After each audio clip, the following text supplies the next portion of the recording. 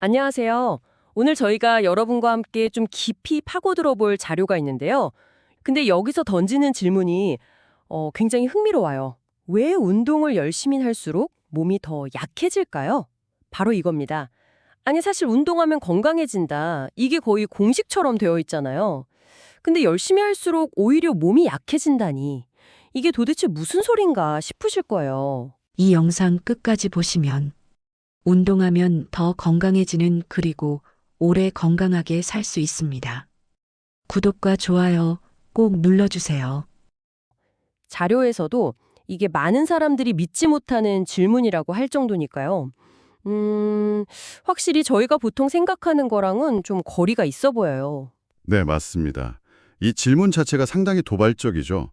왜냐하면 우리가 너무나 당연하게 여기는 운동은 건강에 좋다. 이 생각에 정면으로 딱 부딪히는 거거든요. 보통은 운동하면 심장 좋아지고 근육 생기고 스트레스 풀리고 이런 좋은 점들만 주로 얘기하잖아요. 근데 이 질문은 어쩌면 그 반대일 수도 있지 않을까 하는 좀 예상 밖의 가능성을 툭 던지는 거죠. 와, 그쵸. 아니, 건강해지려고 진짜 시간 쓰고 노력하고 땀 흘렸는데 결과가 거꾸로라면 와, 너무 허탈할 것 같은데요. 그냥 효과가 없는 정도가 아니라 몸이 더 약해진다고 하니까요. 이게 무슨 뜻인지 좀 더 자세히 봐야 할 것 같아요. 아, 근데 좀 아쉬운 건 이 자료 자체에는 이 질문에 대한 명확한 답이나 그런 설명은 없어요. 그냥 이 질문을 던지면서 한번 생각해 보세요. 하는데 좀 더 초점을 맞춘 것 같더라고요. 네, 맞아요. 자료에 직접적인 답은 없지만 그래도 이 질문이 왜 나올 수 있었을까? 어떤 상황에서 정말 그럴 수 있을까? 이걸 생각해 보는 건 되게 의미가 있어요. 일반적으로 운동 효과라는 게요, 그냥 열심히 한다고 무조건 좋아지는 게 아니거든요. 여러 가지 아주 복합적인 요인들이 같이 작용을 합니다. 아, 복합적인 요인이요. 네. 예를 들면 어떤 것들이 있을까요? 구체적으로? 우선 그 열심히라는 말부터 좀 생각해 봐야 해요. 사람마다 그 열심히의 기준이 다 다르잖아요. 그쵸? 누구한테는 매일 30분 걷는 게 정말 최선을 다하는 걸 수 있고, 또 어떤 분한테는 주 3회 막 고강도 웨이트 트레이닝일 수도 있고요. 근데 중요한 건 자기 현재 체력 수준이나 건강 상태 이런 걸 고려 안 하고 그냥 무조건 세게 아니면 너무 오래 이렇게 운동하는 경우예요. 이러면 우리 몸이 제대로 회복할 시간을 갖질 못해요. 이게 바로 그 오버트레이닝 증후군으로 이어질 수가 있는 거죠. 아, 오버트레이닝 증후군요.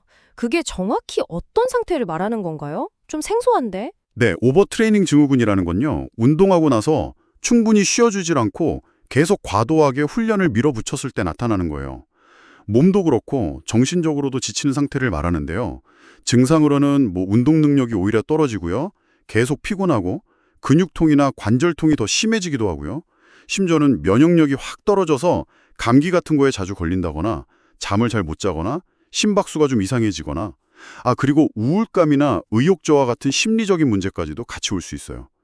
그러니까 결국 열심히 운동했는데 결과적으로 몸은 계속 깎아먹고 더 약해지는 그런 상황이 되는 거죠. 와, 그러니까 무조건 많이 세게 한다고 좋은 게 아니군요.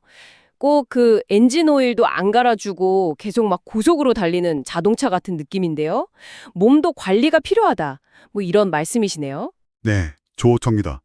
비유가 아주 적절하네요. 그리고 또 하나 중요한 게 운동의 종류랑 방식이에요. 모든 운동이 다 누구에게나 좋은 건 아니거든요. 예를 들어서 특정 관절이 좀 안 좋은 분이 있다고 쳐요. 근데 그 관절에 계속 부담을 주는 운동을 그것도 좀 잘못된 자세로 계속 반복한다면 어떻게 될까요? 당염이 더 나빠지겠죠. 통증이 심해지거나 아예 다칠 수도 있을 것 같고요. 어쩌면 이것도 운동 열심히 했는데 몸이 약해진 그런 경우로 볼 수 있겠네요. 네, 그렇습니다. 그래서 운동의 질적인 측면, 그러니까 올바른 자세로 하는지, 강도는 적절하게 조절하는지, 운동 전후에 준비 운동이나 마무리 운동은 잘 챙기는지 이런 것들이 양만큼이나 어쩌면 더 중요할 수도 있어요. 특히 특정 운동 한두 가지만 너무 편중해서 하면요. 쓰는 근육이랑 안 쓰는 근육 간의 불균형이 너무 심해질 수도 있고 아니면 특정 부위에만 계속 무리가 갈 수도 있고요. 이것도 길게 보면 몸의 균형을 깨뜨리거나 약하게 만드는 원인이 될 수 있습니다. 아, 그러고 보니 그 원본 영상 트랜스크립트에 그런 절문이 있었어요. 시청자들한테 운동할 때 어떤 점을 가장 중요하게 생각하시나요? 하고 묻더라고요. 이게 단순히 뭐 시간 채우고 땀 많이 흘리는 거 말고 방금 말씀하신 그런 운동의 질, 그러니까 어떻게 하느냐에 대해서도 한 번쯤 생각해 보라는 그런 뜻일 수도 있겠네요. 네, 아주 중요한 포인트를 짚은 질문이죠. 운동의 양과 질, 그 사이의 균형을 잘 맞춰야 하고 또 무엇보다 나한테 맞는 운동을 찾아가는 과정이 중요하다는 걸 암시하는 거예요. 예를 들어 요즘 많이 하는 고강도 인터벌 트레이닝, 그 HIIT 있잖아요. 짧게 엄청 세게 운동하고 잠깐 쉬고 반복하는 거예요. 이게 시간 대비 효율은 좋다고들 하지만 사실 모든 사람한테 다 맞는 건 아니거든요.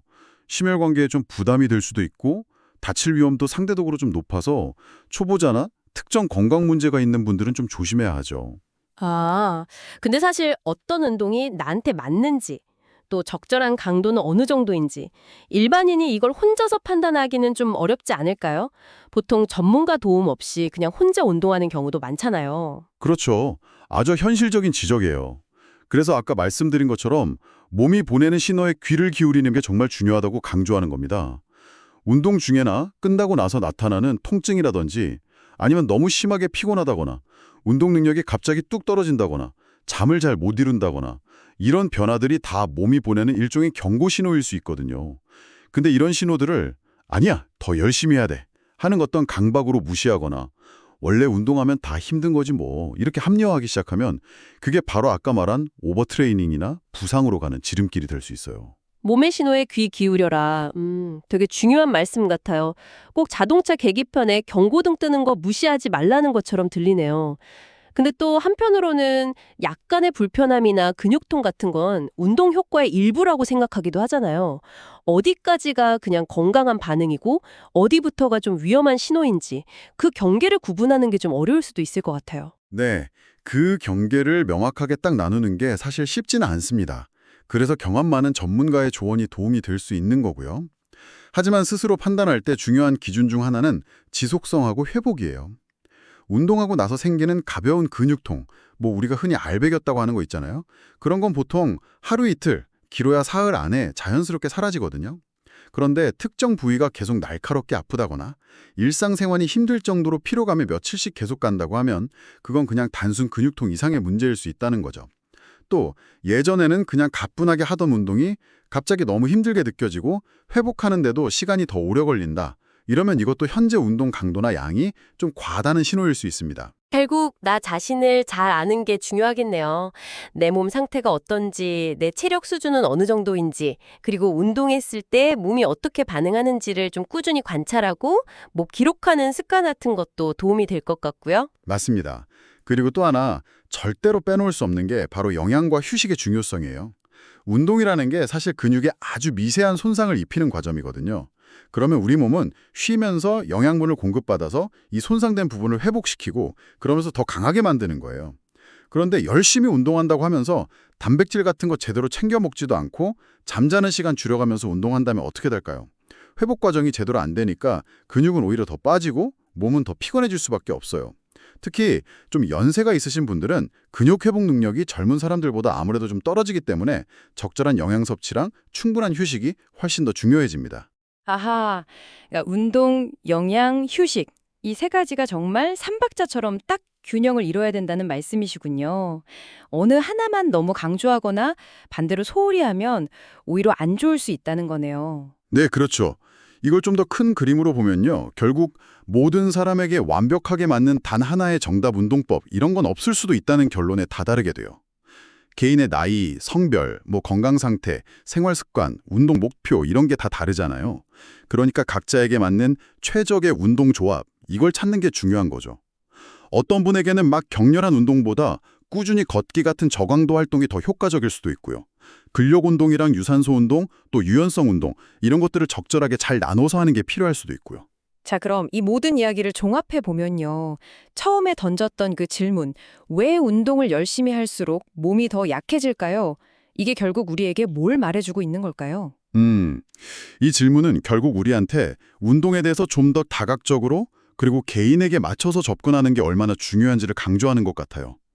운동은 무조건 좋은 거야 라거나 땀 많이 흘리면 무조건 좋아 이런 식의 너무 단순한 생각에서 좀 벗어나야 한다는 거죠. 운동의 강도, 종류, 얼마나 자주 하는지, 얼마나 오래 하는지 뿐만 아니라 영양 상태, 휴식, 그리고 무엇보다도 자기 몸 상태와 반응을 다 같이 종합적으로 고려해야 한다는 점을 다시 한번 생각하게 해주는 거예요. 열심히 하는 방향이 좀 잘못됐거나 아니면 그 열심히를 뒷받침해줄 다른 요소들이 부족할 때 그럴 때는 운동이 오히려 독이 될 수도 있다는 그런 경고 메시지이기도 하고요. 결국 운동이라는 게 목적지에 도착하는 것만큼이나 그 과정에서 내 몸이라는 이 차량을 잘 점검하고 관리하는 게 중요하다. 뭐 이런 이야기로 정리가 되는 것 같네요. 내 몸의 목소리에 귀를 기울이는 것. 어쩌면 이게 진짜 건강한 운동의 시작일지도 모르겠습니다. 네, 아주 좋은 비유입니다.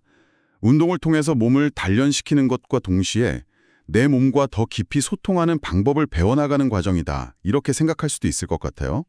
어떤 활동을 할 때 내가 좀 활력을 얻는지, 어떤 강도가 나에게 딱 적절한 도전으로 느껴지는지, 또 언제는 좀 쉬어가야 하는지, 이런 걸 스스로 알아차리는 능력이야말로 정말 오랫동안 가져갈 수 있는 건강 자산이 될 수 있겠죠. 네, 오늘 저희는 백세의지의 채널 자료에서 나온 왜 운동을 열심히 할수록 몸이 더 약해질까요? 라는 어찌 보면 좀 충격적일 수도 있는 질문에서 시작해서요. 운동과 건강 사이의 그 복잡한 관계에 대해서 여러 각도로 이야기를 나눠봤습니다. 비록 원본 자료에서 시원한 답을 딱 찾을 수는 없었지만 이 질문 자체가 우리에게 참 많은 생각을 하게 만드는 것 같습니다. 네, 맞아요.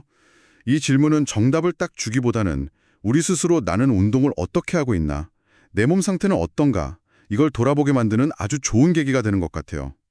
얼마나 열심히 하느냐, 이것만큼이나, 아니 어쩌면 그보다 더, 어떻게 건강하게 운동할 것인가, 그리고 나한테 맞는 방식은 뭘까, 이런 걸 고민해보는 시간이 되셨기를 바랍니다. 네, 오늘 저희가 준비한 이야기는 여기까지입니다. 운동에 대한 여러분의 생각에도 혹시 작은 변화가 있었기를 기대해 보겠습니다. 자, 마지막으로 한번 이런 생각을 던져봅니다. 만약 우리가 운동의 최종 결과, 그러니까 뭐 살이 얼마나 빠졌나, 근육량이 얼마나 들었나, 이런 수치에만 너무 집중하는 대신에요. 운동하는 그 과정 자체, 그리고 그 과정에서 몸이 우리에게 계속 보내는 아주 미세한 신호들 있잖아요. 즐거움이라든지 약간의 불편함 아니면 에너지의 변화 같은 것들, 이런 신호들에 좀 더 주의를 기울인다면 우리의 운동 경험 그리고 건강은 어떻게 달라질 수 있을까요?